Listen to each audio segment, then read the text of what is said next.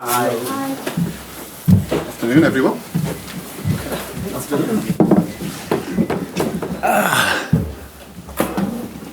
Obviously, we're previewing tomorrow's game, so we'll have the open section and then the breakout, which will be embargoed until 10:30 p.m. today. Alan? Jurgen, afternoon. Hi. I suppose the obvious question is, how do you follow up a 9-0 victory? Do you have to guard against complacency? There might be some of us in the room who remember the last one in 1989 and the next game finished 0-0. Ooh, what a crazy result. So first and foremost, the scoreline is a freaky one if you want. Doesn't happen a lot or often, and will not happen a lot because of the quality of opponents, but things can go that way because we played a good game. So everything worked out that afternoon. We know that boys are not dumb. We don't expect a freakish scoreline again because for the obvious reasons. So no, I'm not concerned about, to be honest, because what I want to keep is the way we played. So just usually we played games like this. We just didn't score 9 times. So we miss more chances. You hit the post, the crossbar, whatever, these kind of things. And in that game, that didn't really happen. I know we missed still a few sitters, which is incredible. But no, it's the way we played. That's what we have to keep and not think about a scoreline. That's done. It's anyway strange. I told the boys, if we would have won 1-0, I would have been over the moon. So fine, great. And if now 9-0 would feel 9 times better, it would be kind of really strange. And it didn't. So it was more like, oh, wow. In the game it felt great. After the game it was, was a really harsh one. And so I think, well, we have to prove it. We have to show that we don't misunderstand the situation, but I'm pretty sure we will not. Just on those chances that you touched on there as well, we saw a lot more of Luis Diaz and Mo Salah in the penalty area where it matters. Was that, following that defeat at Manchester United, was that more of a conscious effort? Was that a message from you?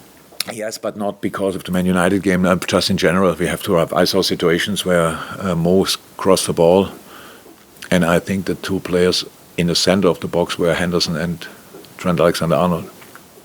So we have to be more flexible. We need to bring players in the box. Who it is, I couldn't care less. It's just about having bodies in around the box, being in the right positions, these kind of things. My favorite goal from all the 9 was actually Harvey Elliott's goal. And it was a beauty, but not because of that, but because we were that close together, we were that connected, that we could react that quick. And it was in the end really not to defend in this specific moment. So yeah, we can talk about the game if you want for another year, but it doesn't make too much sense, I know. So it's just the way we played, we have to take into the next game because that's the way we want to play, but nobody should expect that we score again with pretty much each situation because that is just unlikely. Final few days of the transfer window, I'm sure a 9-0 scoreline doesn't alter your thinking, but are you still in the market, particularly for a midfielder?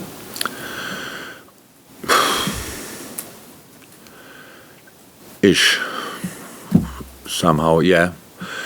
But the closer we get to the last minute, the more likely it gets. That's how it is. Yeah. Well, what can I say? Nothing. We are not out. But you're not going to tell me names, but I cannot. I couldn't if I wanted. So, and I don't want. But it's just it's difficult. It's really difficult because the right. For sure, there are a few players out there which would be the right ones, but they have different issues.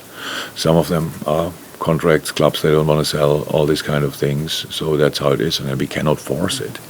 And I can't wait until. We'll see. When is it over exactly? The clock is ticking. Yeah, it's Thursday at 11 o'clock. That's the end of it.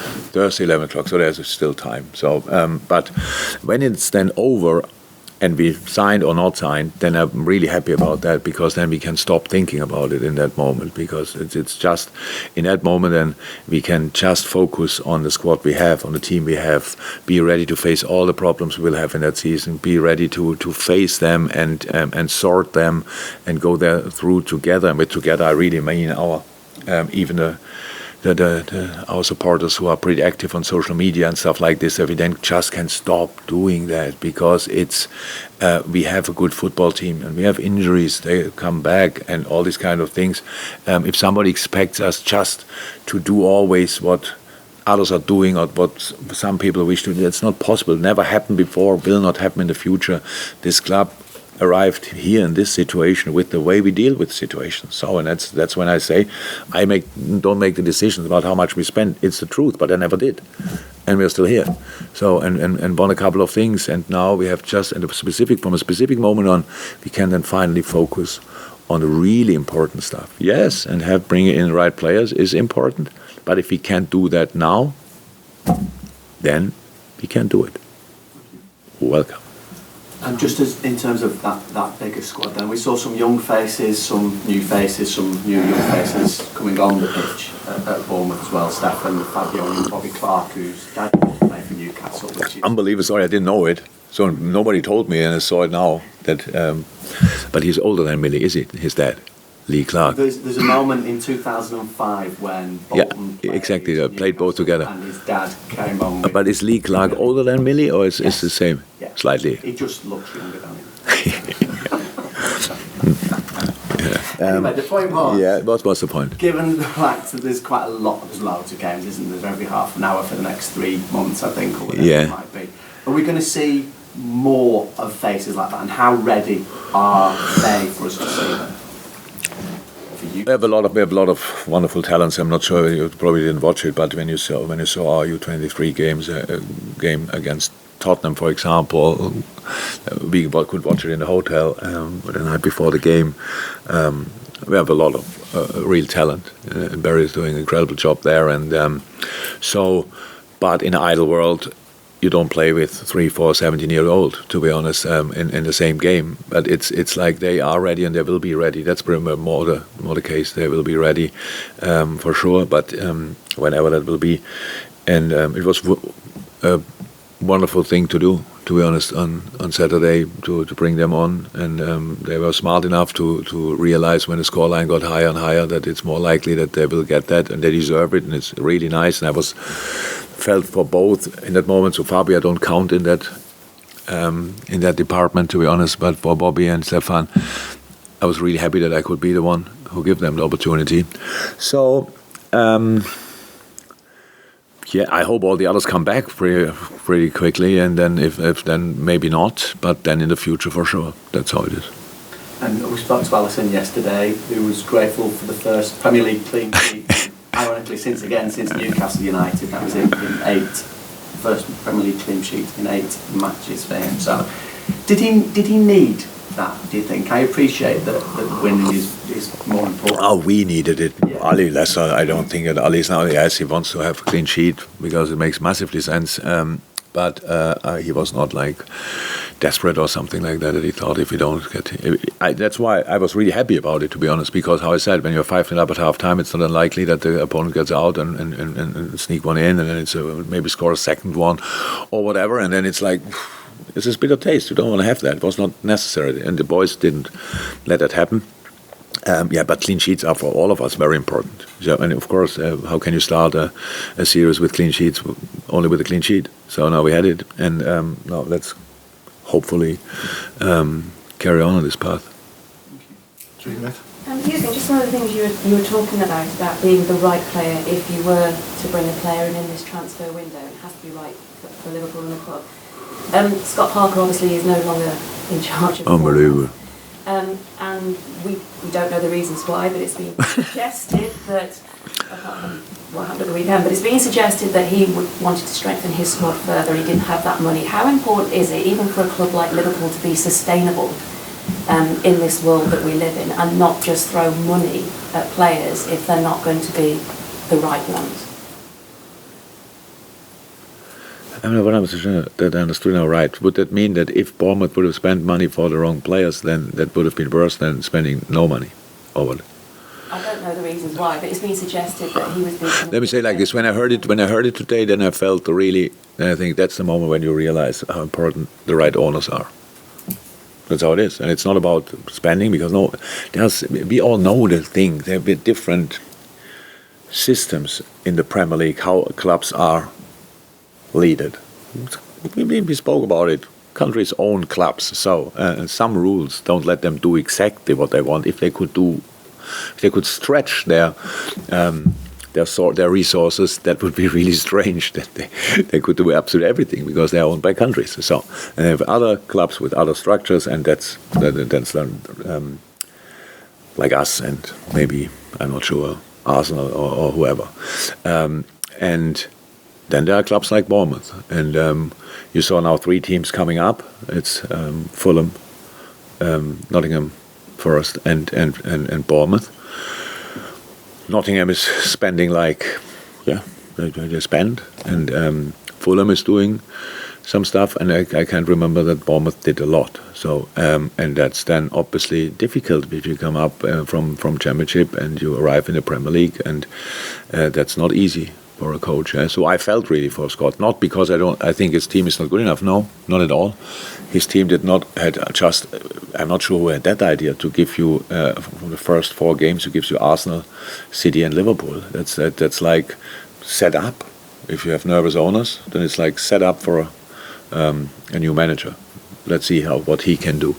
So and that's why I was very surprised. Very surprised. I think Scott is an outstanding manager, to be honest. What he did at Fulham, first job, and now at Bournemouth in a Championship, getting up, is an outstanding achievement and really difficult.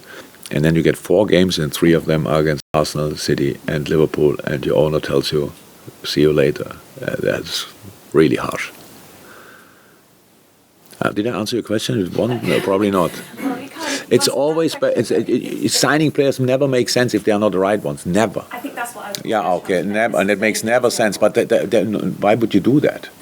There are the right players out there for Bournemouth. Whenever you start with doing the business, there are the right players, of course, out there. So, but if you can't do it, or you are not allowed to do it, then there might come some up which are not the right players. But I'm 100% sure Scott Parker would have had an idea who would have been the right players. He is not crazy. He wouldn't have asked for players who cost 60, 70 million or whatever. He would have asked for the right players. But I cannot say if they need strengthening or not. It's just... it looked like they didn't do a lot of business, and that's when you come from a Championship is tricky. And then you lose against these 3 teams in the beginning of the season, and then your owner tells you that's not good enough, and that makes no sense. So you do no business together, then go through it. So, but you do no business together, and only one is responsible. That makes no sense. The one thing I was going to suggest or ask. In terms from Liverpool, and you talk about being the right player for this club and wanting to focus on the season, and once the transfer window that's done, but you seem to be very careful with the money that the club spends as well here. So do you factor that in? I'm not careful. I'm not careful. I don't think.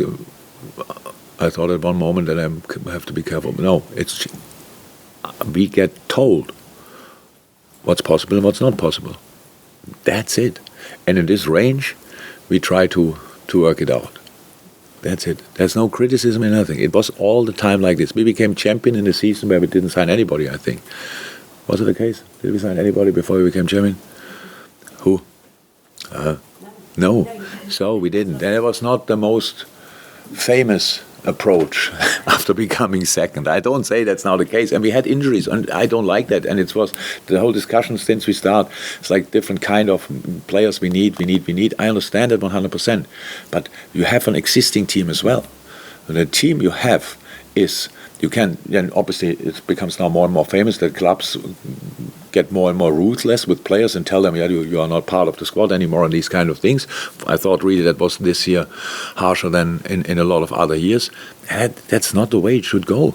And I think players with time should punish that with thinking about these kind of clubs where you think, okay, I might get good money for 1 year, but in the second year they have a different idea and then they want to push me out the back door.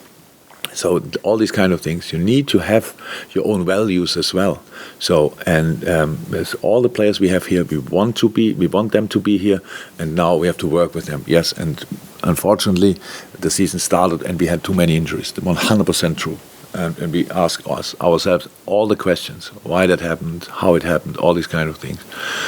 But we have to get through this, and that's actually, for me, in my understanding, is it the Liverpool way as well, not with transfers and injuries, but in general, to get through it together. That's what I like nearly the most about this club, because if we would be a supporter of this club only in the good times, that would have been an interesting ride, because there were some lesser good times, obviously, and the people's got even closer to the club in these moments. So, and now when we are doing pretty well, in general, now we start getting picky with these little things and here and there, and if you don't sign him, then everything is rubbish. So, and that's not how it is. I want to develop the squad. I want to develop the club. I want to be successful. Everybody wants to be successful here, 100%.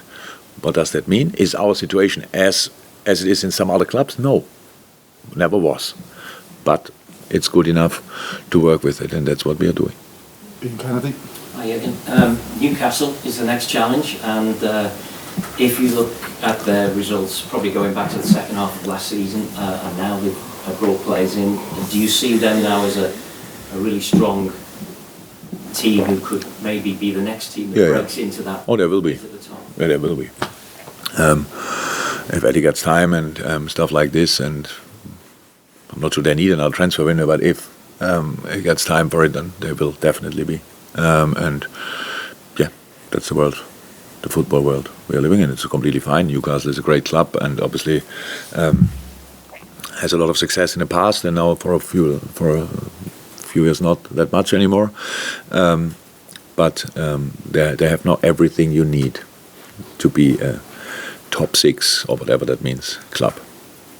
I don't know whether Sir Maximan is going to be fit for the game, but if he does, he's an obvious threat. But do you see them as being stronger mentally and maybe at the back as well? That's normal. They're unbeaten this season. They have since Eddie's there, obviously they got an awful lot of points. So they played a really good second part of the season.